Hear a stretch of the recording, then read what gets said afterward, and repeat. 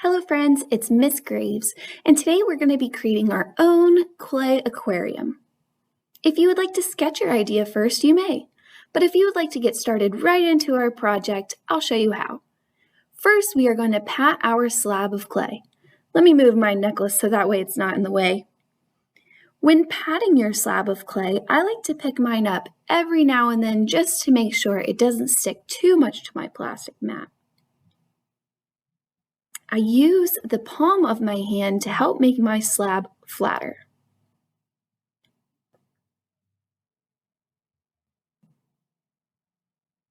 Keep on squishing.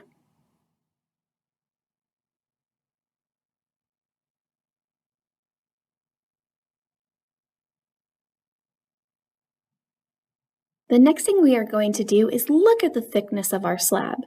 It shouldn't be too thin to where it'll break, and it shouldn't be too thick to where it will take a long time to dry out. Then, take your pencil and write your name on the back of your slab.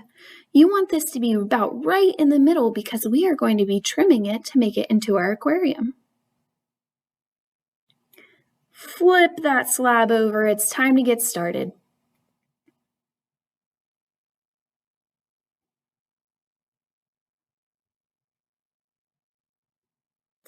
First, I like to look at my sketch and decide if I want to do two fish again or if I want to change it up a little bit. The shape of our aquarium is going to start with a long line. Use your pencil and push it all the way down to make a long line. Then we're going to angle two lines inward just as if we were creating a triangle, but we're not going to go all the way down. After that, we are going to create our circle. I like to stop about halfway and remove some of that clay that's on my pencil.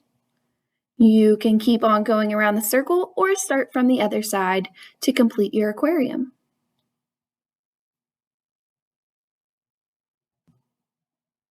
Then we are going to remove all the clay from around our aquarium. I like to cut a little piece off and move the rest of my slab over. I'm keeping this nice and flat so that way I can cut out more little sea life and coils for my aquarium. Go ahead and wet your finger and we are going to smooth out some of those lines that we just cut from our slab. You don't want to use too much water because then our slab will stick to our plastic mat.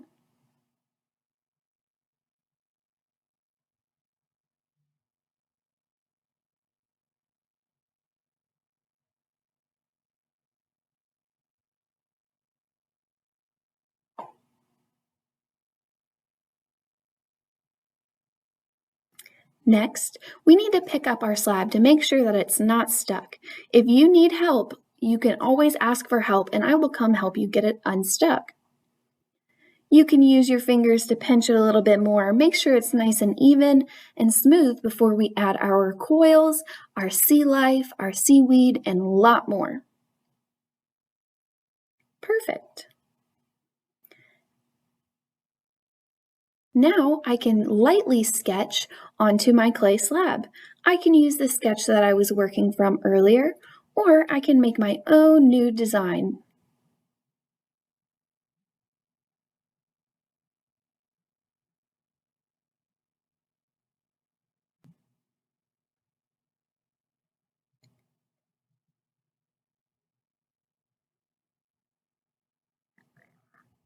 I'm not pressing too hard because then it will cut my clay.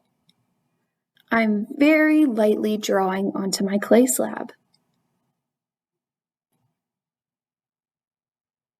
Next, I'm going to take a piece of that slab and I am going to cut out one of my fish.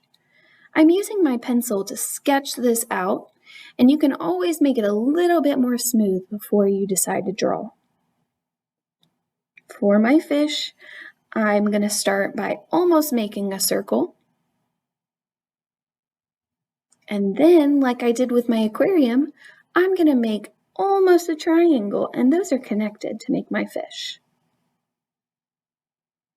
Now this part of the slab was very thick, and I don't want my clay slab to be too thick, so I'm going to pinch it, which is going to actually make my fish a little bit bigger.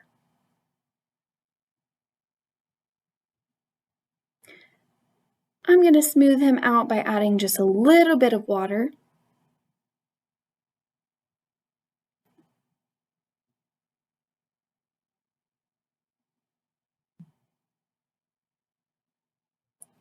Then, before I attach him to my slab, it is super important that you do what's called slip and scoring. This will help everything attach much easier. So go ahead and draw thick lines on both sides, add a little bit of water, and make sure you press it down really, really good. If you don't do this, it has a chance of popping off when it's in the kiln. We don't want that to happen. We want to make sure it's nice and smooth and pressed down.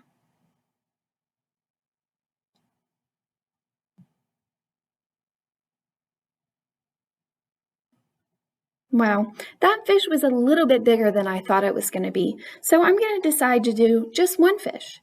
It's okay to change your mind after you've done your sketch. It's not a big deal, and clay is awesome because you can use your finger and just wipe away all of those mistakes.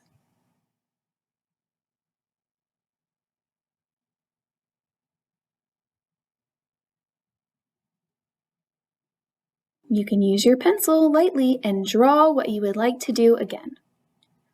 Next, I'm going to make a coil.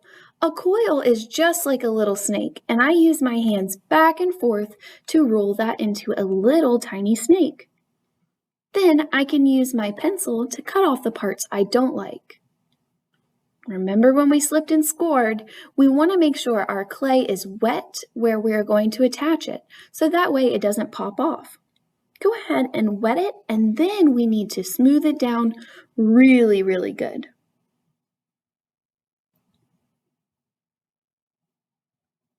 There's the first part of my seaweed. Now the next part of my seaweed might be just a little bit longer. Remember, if you don't like something, you can just erase it with your finger.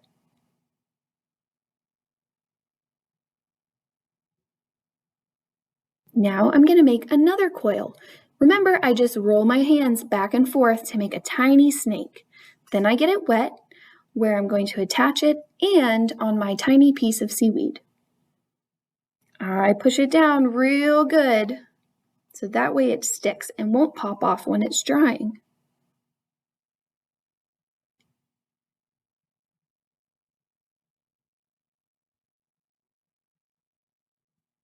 Perfect. I love my seaweed, so now I'm going to create some little pebbles to go around my seaweed. The way I do this is I use one hand to hold it, and the other hand is going to make it into a ball. Then I press it down for my gravel that sticks at the bottom of my aquarium.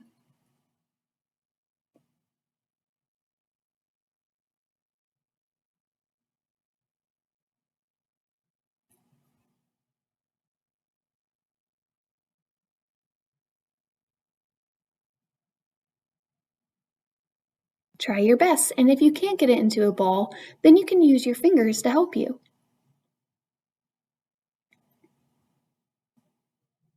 When we add clay to the top of our slab, this is called additive sculpture.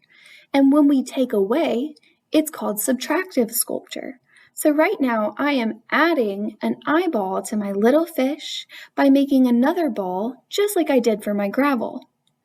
Whoa, that fish has a big eye, but that's okay. I'm going to add some detail later. I can do the same thing and make some bubbles by making those tiny circles just like I did for the gravel and just like I did for the fish's eye.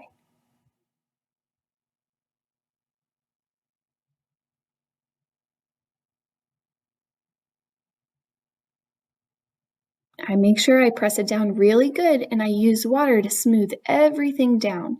I don't want it to pop off in the kiln, so it's going to be nice and smooth. I did 3 pebbles at the bottom of my aquarium by my seaweed, and I think I'm going to do 3 bubbles so that way it's kind of similar in the top and the bottom, and it helps make my piece look more balanced.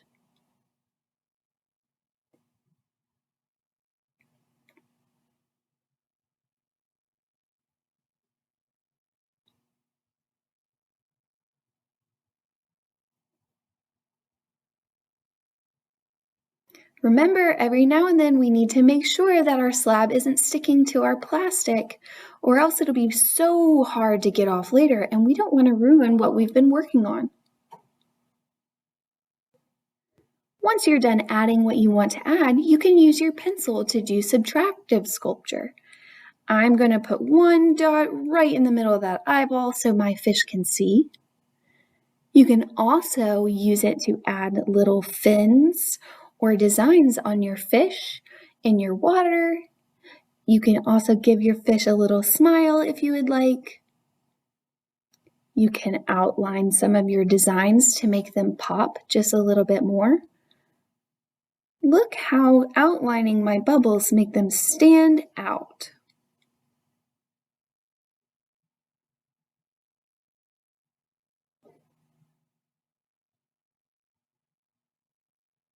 I'm also going to trace the outside of my seaweed to make this stand out just a little bit more too.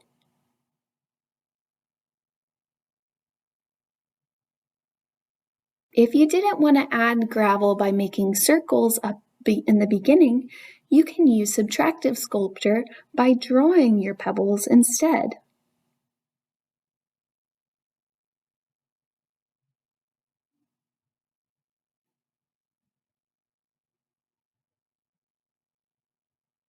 Once you're done, you're going to take the rest of that clay, ball it up, and we're going to put it back in the bag so that way we can reuse it. If we don't put it back in the bag, it will dry out and it'll be so much harder to use. Once you're done, grab your tray, write your name on your piece of paper, just in case it got cut off, and then we are going to transfer our slab aquarium to our tray, and Miss Graves is going to put it in the kiln and make sure it fires real nicely. If you want to use your finger to smooth out the edges, you may do that as well. I can't wait to see what your clay aquariums look like.